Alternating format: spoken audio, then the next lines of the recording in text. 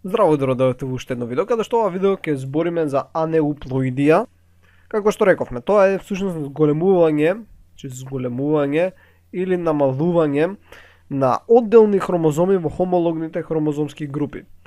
Значи, како што имавме, потребно да се повториме, хромозом мајка, хромозом татко, хромозом мајка, хромозом татко, хромозом мајка, хромозом татко.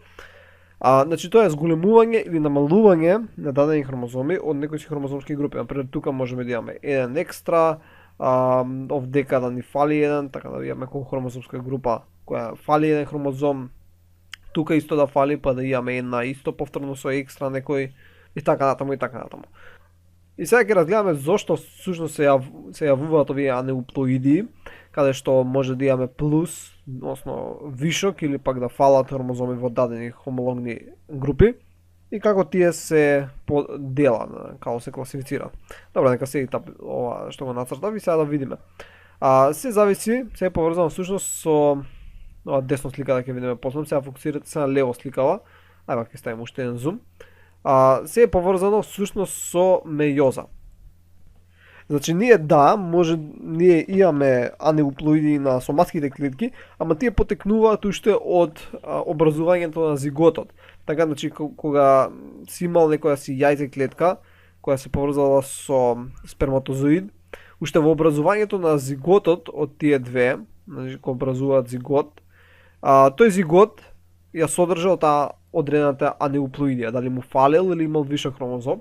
Зошто? Бидејќи самите гамети кои биле, односно сперматозоидот и јајцеклетката, самите биле дефектни, така, кога се оплодиле. Не мора двете да се дефектни, може само едното да е дефектно и ќе се добие анеуплоидија кај организмот. Така, значи таа не се јавува кај соматските клетки од кога ќе се оплоди, ќе почне да се дели, ќе биде 2, па 4, па 8 и така натаму. Тоа што не се јавува, него таа се јавува уште од почетокот.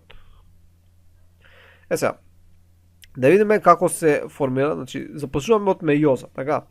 Мејоза и сега знаеме дека овдека имаме, сега земеме да со пример со два хомологни пара, односно 4 хромозоми, каде што во овој случај се наоѓаат во 2N, 4C форма.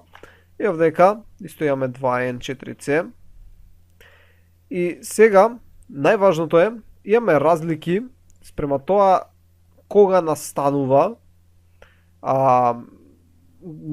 кога е проблемот, кога настанува проблемот, односно неодвојување на хромозоми.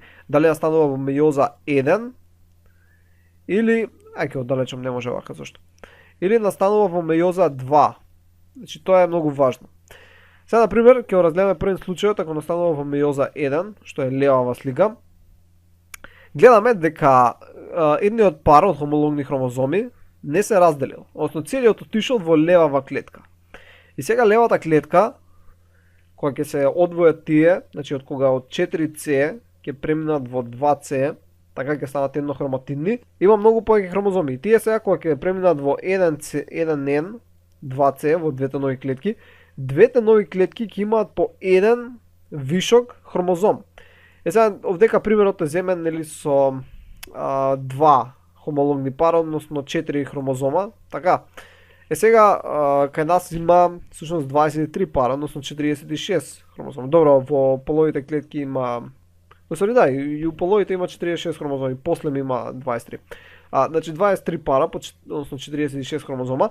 Сега, зависно кој хромозом всушност фали, таква ќе биде и гамета. Например, овдека гледаме N плюс 1. Да, значи има, пример, ако беше кај човек, ќе беше 23 плюс 1, ама тој 1 е многу важно од кој е.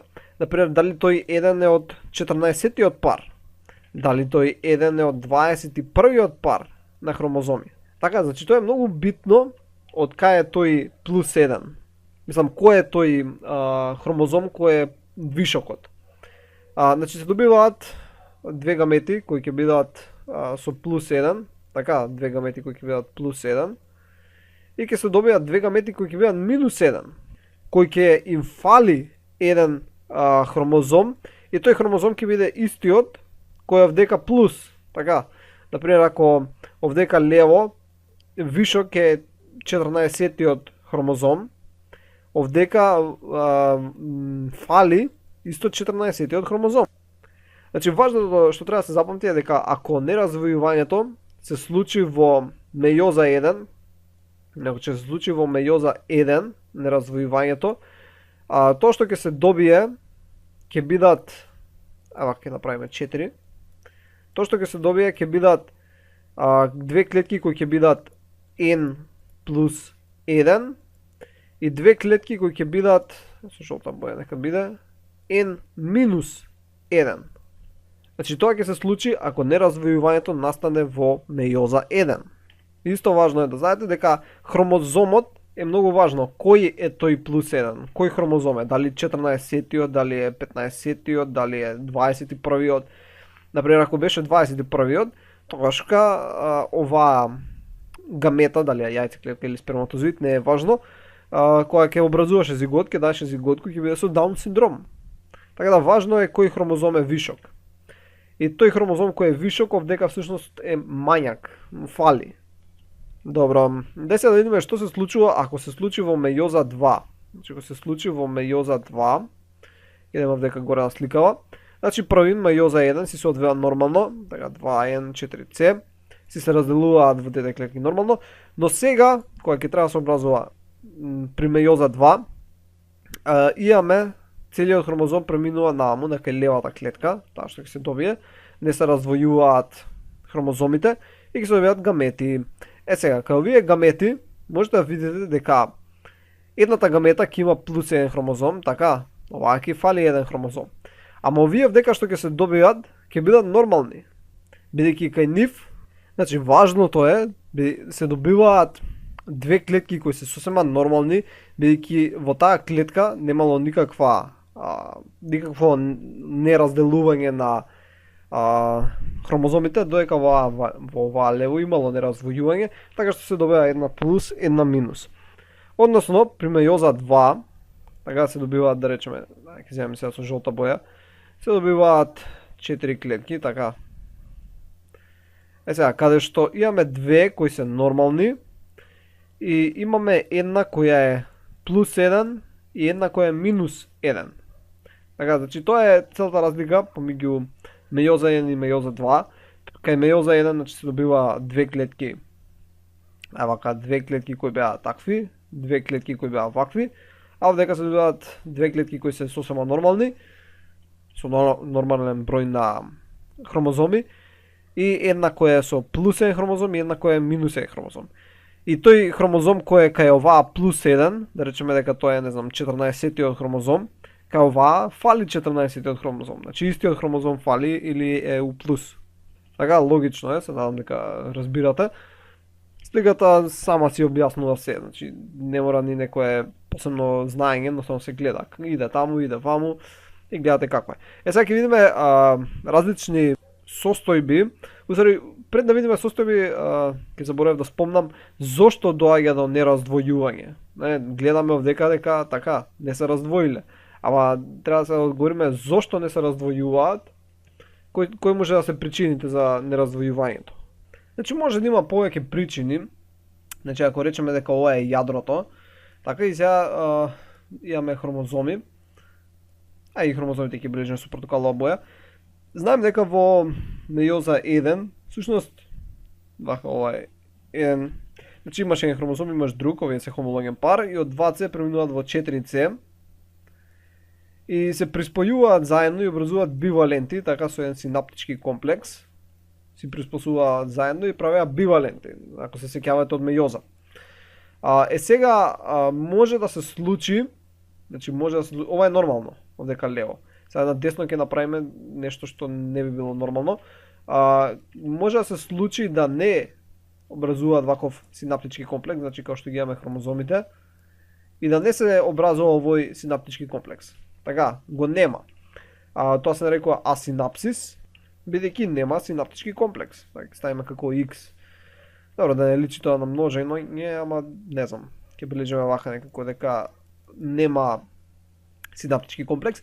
Или пак може да се случи така наречено, ќе направиме уште една клетка, односно јадро од клетка, да образуваат, значи они ќе се направат, значи ги имаме хомологните хромозоми во 4C и образуваат синапса, ама се раскинува многу рано.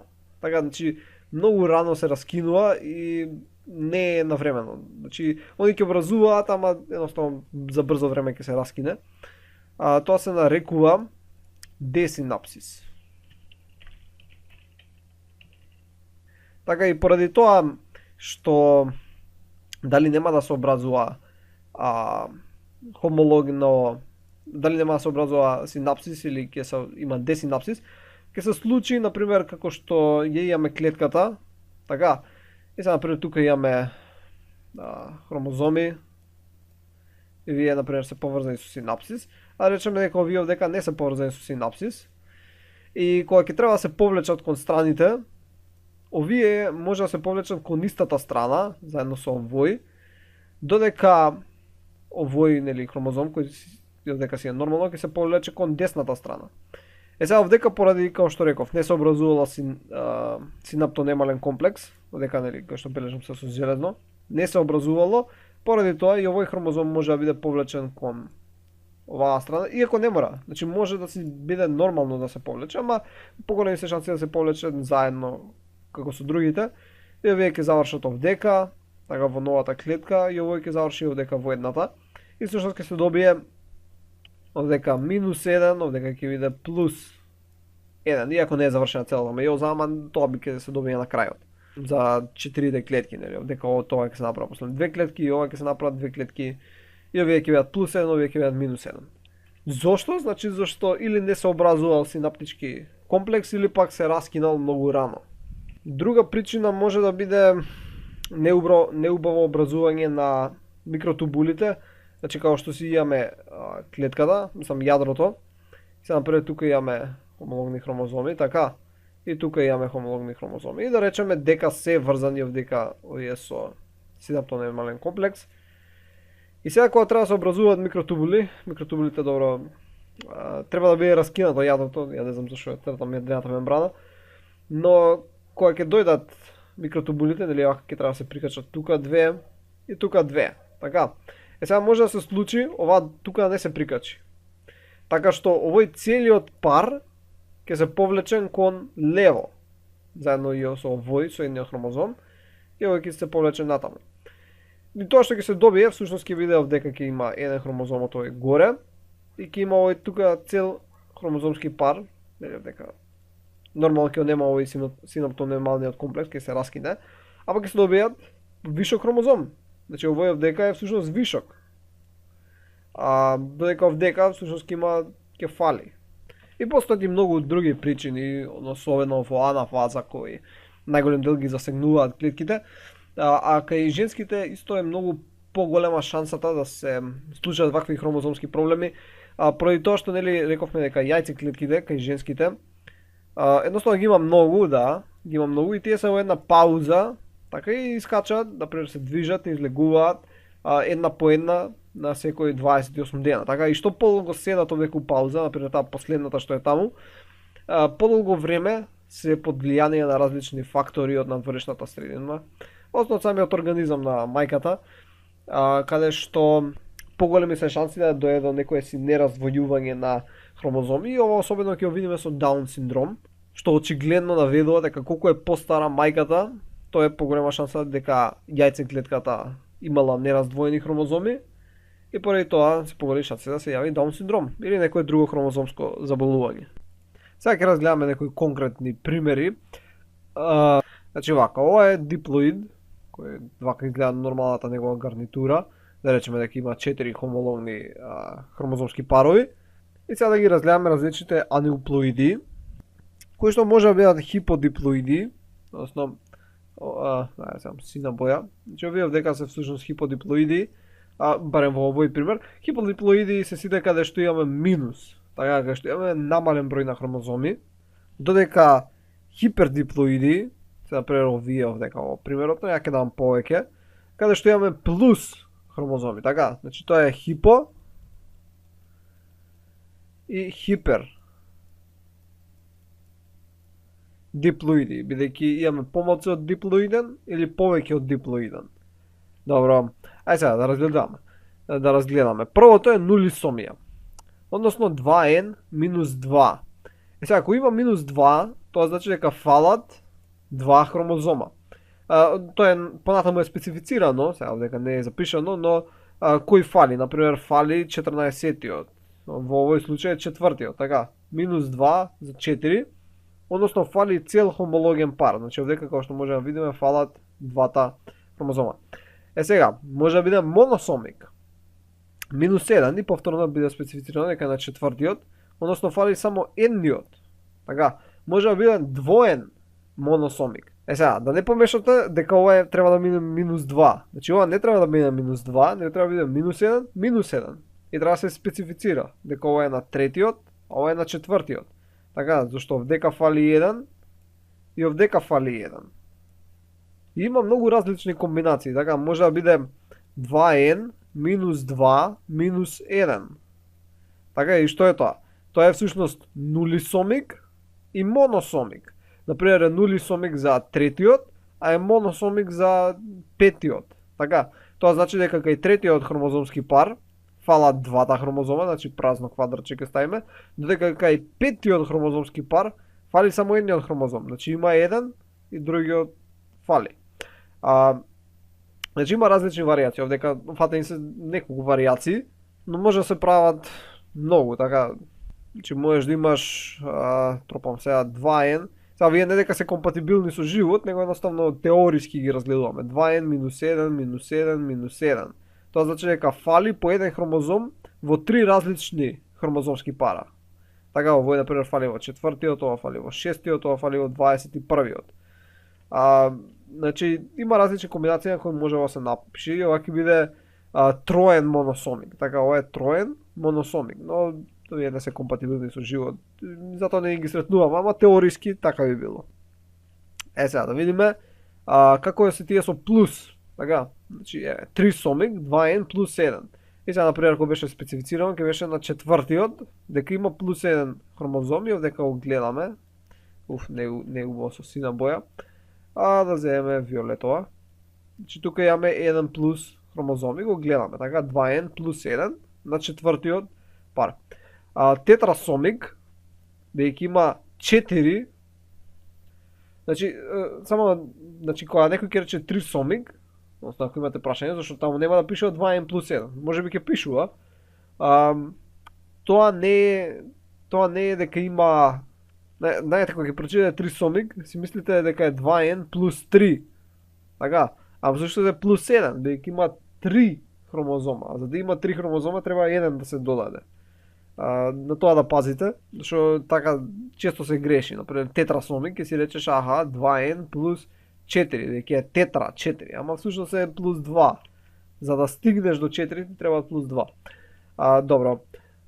Значи добро, тоа беше трисомик 2n плюс 1, може да биде тетрасомик плюс 2, така за 4-тиот. Може да биде двоен тетрасомик. Значи и овдека да има плюс 2 и овдека да има плюс 2. Сега, ја ќе спомнам уште некои многу други варијации. Например, може да биде пентасомик. Тоа како ќе биде пентасомик? Што мислите? 2n плюс треба да има 5. Значи треба да додадеме 3. И тоа е пентасомик. Како ќе биде хексасомија? Така тоа ќе биде 2n плюс 4. За да стигнеме до 6. Тоа е хексасомик. Како ќе биде двојна трисомија? Двојна трисомија. 2n плюс што? Значи треба на две места да имаме по 3. Тоа значи плюс 1 плюс 1. Така. Како ќе биде двојна тетрасомија? Тоа ќе биде 2n плюс 2 плюс 2. На две места по 4. Сега може да има и некои комбинации каде што всушност не се менува бројот на хромозоми. Вкупниот број не се менува, ама имаме промена. Например, 2n плюс 1 минус 1. Сега вкупниот број пак е 46, така? Ама, например, ако беше кај човек 46. Но овдека, например, имаме плюс 1 хромозом на 4-тиот пар, ама ни фали еден хромозом на 10-тиот пар. Така? Тоа како би изгледало? Ај нека биде со 4. Значи, овдека како што сијавме горе у примерот, спрема тој ќе се водиме. Например, ни фали еден кај третиот пар, овдека овој го нема, ама имаме еден плюс кај четвртиот пар. Така овдека ќе направиме уште еден хромозом вака. И ова ќе биде 2n плюс 1 за синиот и ќе биде минус 1 за црвениот. Значи ова ќе биде монотрисомик. И има моносомија и има трисомија. Така, значи монотрисомик. И со овие можеш да се играш постојано, така можеш да речеш 2n, сега теориски гледано, плюс 2, минус 1, минус 1, не знам, плюс 1, тоа значи дека е тетрасомик за некој си хромозомски пар, дека е моносомик за некој, моносомик за некој, и дека е трисомик за некој друг хромозомски пар. Така, значи ова е било моно, тетра, трисомија. Зависи по кој редослед ќе кажеш. Например, тука би било тетра, моно, трисомија. Така, значи има многу различни комбинации. Нормално гледано од теориска гледна точка, бидејќи у пракса не се среќаваат толку некои чудни комбинации. Исто спомнав, но однака треба да спомнете дека, значи овдека спомнав дека не мора да се промени бројот на хромозоми, но сепак може да има некаква неуплуидија, односно не се променува на прв изглед, така може да имаш како би било, например нули тетрасомија. Така како би било тоа? 2n. Нули тетрасомија. Размислете. Значи минус колку? Минус 2 тетрасомија, не знам некоја друга боја, плюс 2. Значи ова вкупно ако го гледаш е всушност на 0 искача, така што имаме пак 2n хромозоми. Ама ако би го видел кариограмот, односно кариотипот, би видел дека, например, првиот пар си е нормален, вториот пар си е нормален, третиот пар има 2 хромозома плюс, а четвртиот пар сосема фали. Така го нема. За ти пак имаш, не знам колку би биле ова, 4 по 2, 8 хромозома, но не се правилно распределени. Фалат некои имаат вишок. Така што не мора да има промена на 2n бројот како број, но има промена на хромозомите. Сега најчесто имаме трисомии и тие настануваат каде што имаш една, например имаш сперматозоид кој е n плюс 1 за некој си даден хромозом, не знаеме кој, и имаш нормална јајцеклетка која е n и ќе се добие трисомик за некој си даден хромозом. Сега најчести кај човек се понатаму ќе разгледаме многу повеќе и различни состојби ќе разгледаме, например Даун синдром, каде што имаме трисомија на 21-виот хромозом. Значи кај 21-виот хромозом имаме 3 хромозома. Така. Други се патау,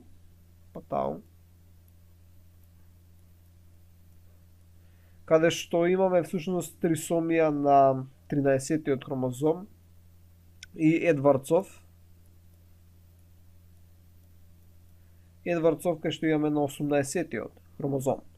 Значи постојат огромен број на заболувања, овие се најчесто некои ги спомнеме, најзаближителни, имаат одма позната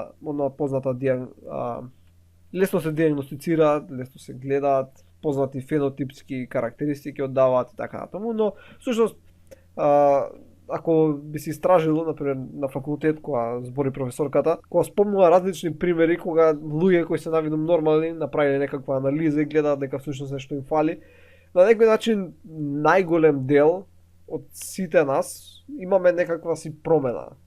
Може би не из целото тело, ама во некои клетки. Некаде имаат плюс хромозоми, некаде имаат минус, некаде имаме трансферзии, инверзии, транслокации, кои ќе разгледаме понатаму тие се структурни промени на хромозомите, но кои фенотипски не ни даваат некаква немаат некаква промена, така ние може би изгледаме нормално, но не знаеме што носиме со себе. Кој знае какви хромозоми, дали сме хетерозиготи, зададени гени, хомозиготи, рецесивни, доминантни и така натаму и така. Значи не знаеш што носи со себе се додека не направиш детална генетска анализа, што денеска уште е скапо, например, да се секвенционира целиот геном.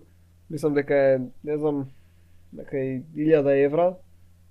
Али сепак, да, цена многу брзо паѓа. Мислам, ќе збориме во молекуларна биологија, ама отприлика пред 10 години тоа беше кај билион евра. Значи пред 10 години беше 1 билион, односно милиарда евра, и траеше кој знае колку време. Сега денеска после 10 години на 1000, а мислам дека имаш некои у Кина кои правеа за 100 евра. Значи брзо паѓа цената, се подобруваат методите и на крај ќе имаме во блискини на сите ќе може да се синквенционираме целиот геном и да видиме дали сме хетерозиготи за дадени гени, хомозиготи, рецесивни, доминантни и така натаму. И на крај нема да се прават да се решаваат онакви задачи за да сватиш што е. Ке си се знае и така. И сега уште да спомнам дека овие анеуплоиди може да се појават и на автозомните хромозоми и може да се појават исто и на половите хромозоми, така на секс хромозомите, например XY или XX, нема врска. Така што може да се добијат различни варијации, значи може да се добијат индивидуи кои ќе бидат XXX или кои ќе бидат XYY или 4X, така, 4X или 3X и Y, например, ова е Klinefelterov синдром. Или пак може да има моносомија, кај што ќе има еден X, така X0 тоа го бележи, тоа е Турнеров синдром. И интересно е дека ова Турнеров синдром е всушност единствената моносомија која е компатибилна со живот кај нас, кај луѓето. Ова е женска единка, така ова е женска единка. И ова е единствената моносомија која е компатибилна кај нас, која е моносомија на полов хромозом. Значи ние немаме компатибилни со живот моносоми на автозомните. Дури и не само моносоми, него и овие што се трисоми и тетрасоми. Значи само неколку се компатибилни со живот. Добро, тоа беше се за ова видео, се надам дека научивте нешто ново. Едноставно треба само да пазите на како се изговараат, како се пишуваат овие анеуплоиди и првично, како што разгледавме, зошто да станува така поради нераздвојување на хромозомите, дали во мејоза 1 или мејоза 2. Добро, тоа беше се за ова видео, се надам ќе се видиме